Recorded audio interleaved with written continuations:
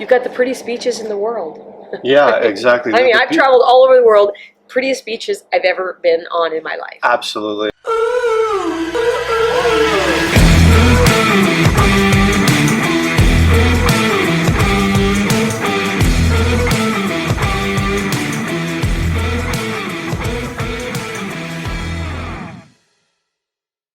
If you could sum up what Tulum is in one sentence, what would it be? You know I can't do that, It's Raul. difficult. It's difficult You know, because it's like I don't. Well, it's multicultural. Yeah. You know, it's got history, lots of history, like super cool history. I don't know if people know this, but this whole region is built on underground rivers and caves and cenotes. So it was all solid limestone, and then over the years, it's like with corrosion and movement, there's this whole underworld that you can explore, but it actually shows up in the jungle. So you've got great food, great people from all over the world, history, culture, nature. You can be around people if you want, and you're gonna escape and like not see anybody if you want. So you can just go off off the beaten path and and explore. So I think it just offers a lot of something for everyone, really. Yeah. You've got the prettiest beaches in the world. Yeah, exactly. I mean, I've traveled all over the world.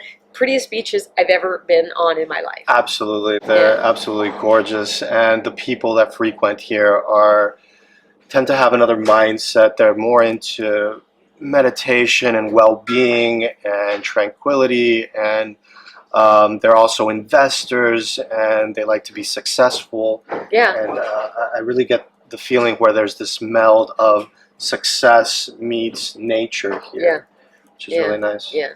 No, it's definitely attracts super interesting people from all over, which is great. But then, like I said, you've got this great, local culture, and I love it because we serve a lot of food that is influenced locally, like with spices and herbs, and we we have like a local superfood. It's called chaya. We put it in a lot of our foods and things like that. So there's a lot of neat things. I mean, the food here is fantastic. It is. If you're a foodie. I mean, really great. We had some honeymooners here like a week ago, and they were just on this food, culinary, experience, and they were just blown away at the different kinds of food that they experience here. So yeah, you but if you want a 15 peso tamale, which I go to at least once or twice a week from a wonderful guy that he and his wife make them, in town. I go in there and so you've got that option too. You kind of have all this super cool meld of different things. You have the local, traditional, inexpensive just cuisine, and then you have these really top shelf chefs that are coming to live in this region because it's just a culinary smorgasbord. They're doing really interesting things. Yeah. So I don't know. I can't say in one sentence. No, it's difficult to.